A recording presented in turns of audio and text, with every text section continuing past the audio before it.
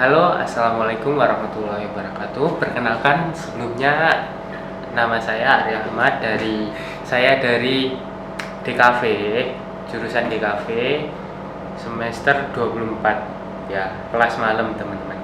Nah, di sini saya ingin menjelaskan menerangkan apa saja yang saya rasakan di semester 1 ini, tahun kedua dan tahun pertama kuliah.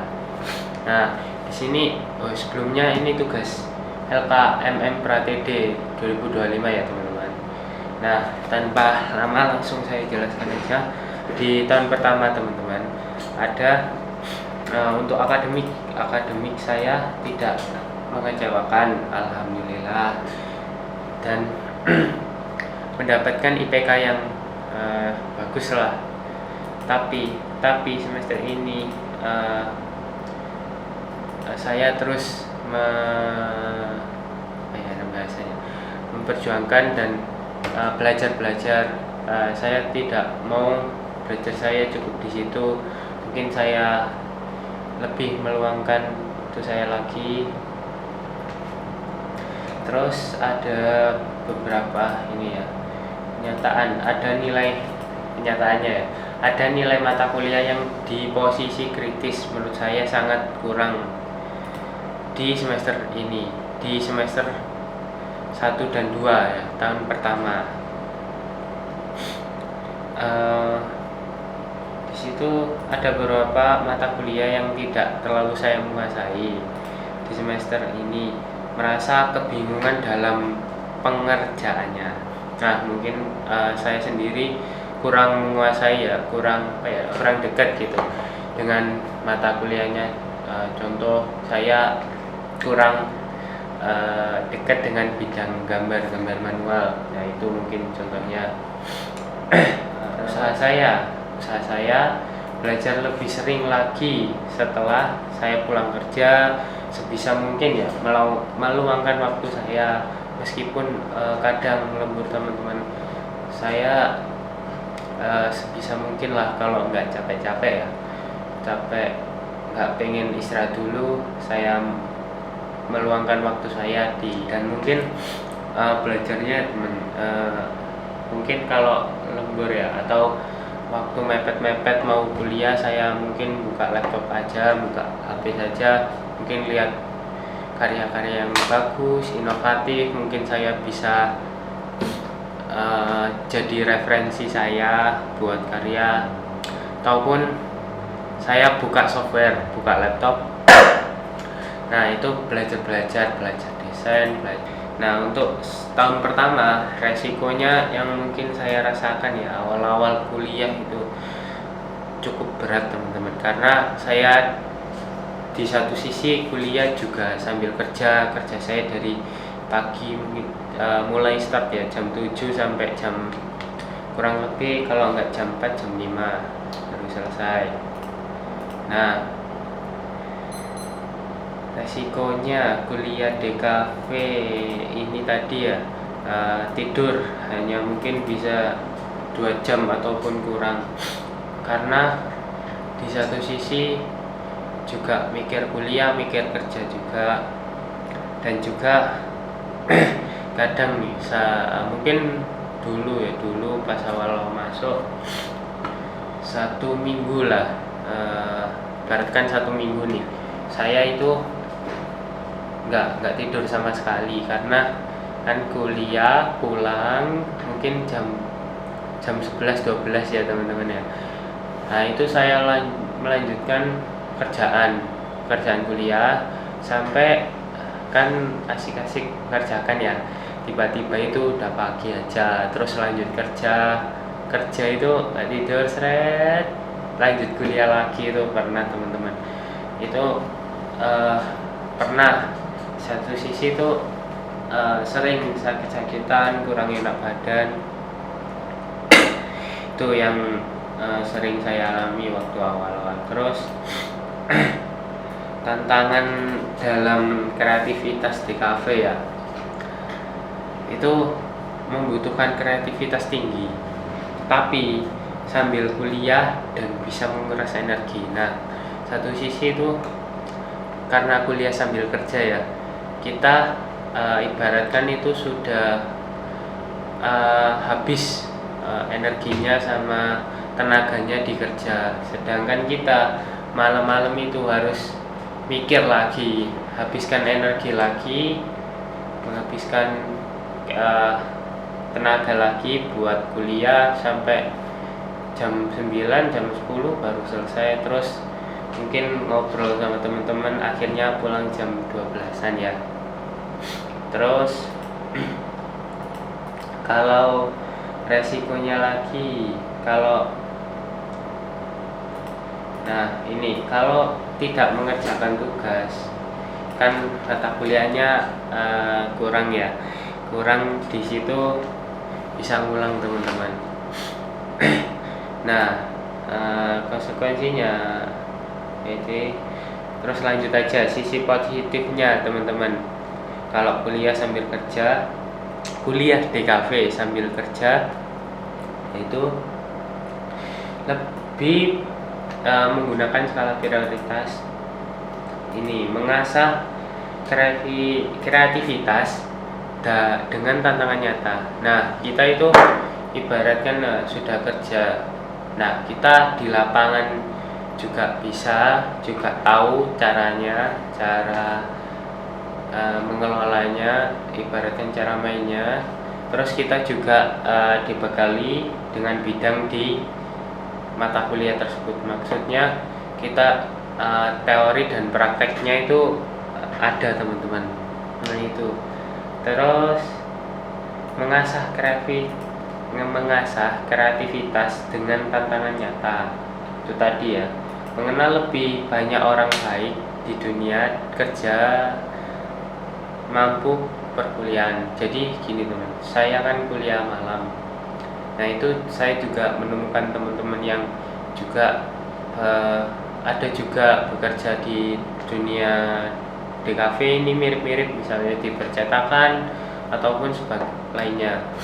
Nah itu juga saya menemukan di luar, itu bukannya hal buruk ya, kerja di luar dunia DKV tapi kuliahnya di bidang DKV seni ataupun yang membutuhkan kreativitas tinggi lah. Saya salut sama mereka, teman-teman saya di bidang yang lebih ke teknis lah, ibaratnya angkat-angkat, dorong-dorong, butuh otot, dan di situ mereka lanjut kuliah ya, dengan senang ya ketemu saya. Nah ini sisi positifnya juga ketika kuliah malam ya, ketika sudah capek, sudah lelah lah di kantor tempat kerja, itu ada senangnya juga di kuliahan, ketemu teman-teman, ngobrol bahas kerja, kuliah, macam-macam lah. Nah selanjutnya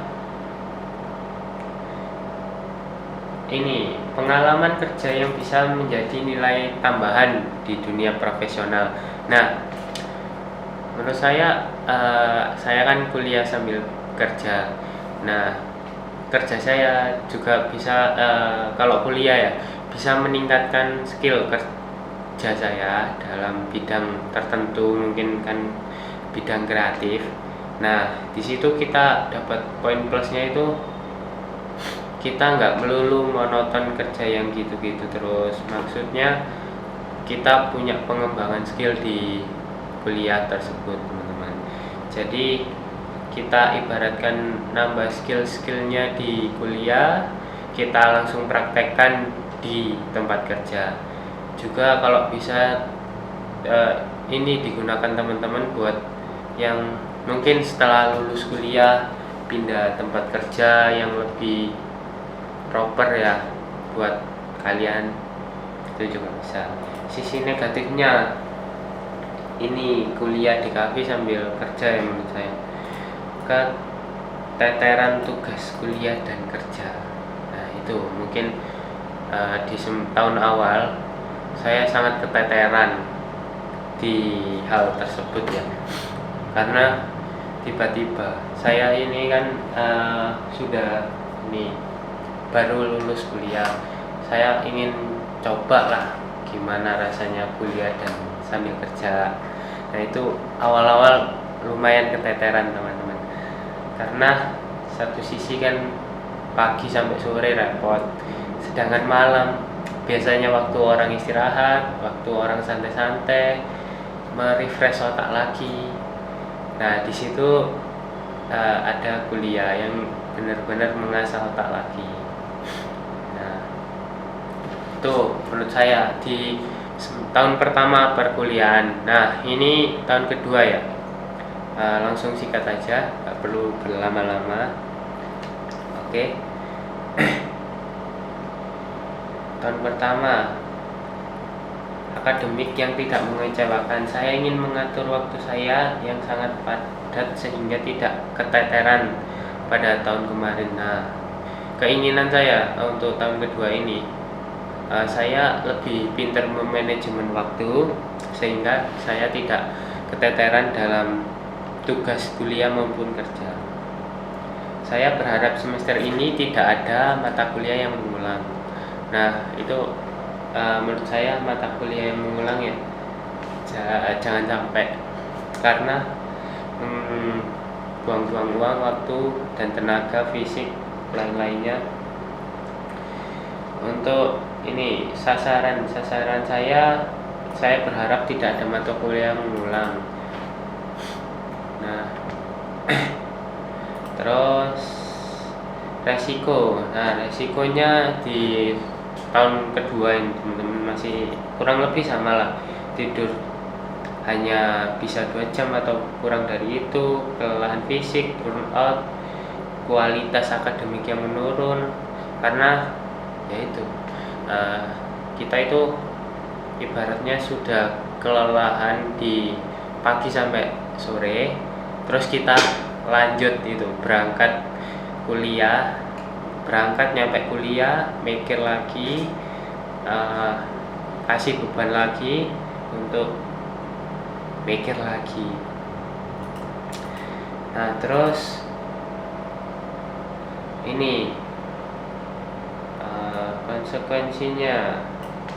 konsekuensi kuliah DKV tahun kedua mungkin masih sama ya, lebih mengasah kreativitas dengan tantangan nyata, memperluas relasi networking, pengalaman kerja yang lebih cepat, sama meningkatkan manajemen waktu disiplin. Itu sisi positifnya ya teman-teman. Kalau negatifnya saya keteteran dengan tugas yang ada, yaitu mungkin ya, di satu sisi. Tapi saya berharap di tahun kedua saya tidak keteteran. Oke, mungkin cukup itu saja dari saya. Ini tugas LKMM Pra-TD 2025 di tahun pertama semester 1-2 dan semester 3-4 ya. Itu mungkin saya bisa ceritakan. Wassalamualaikum warahmatullahi wabarakatuh.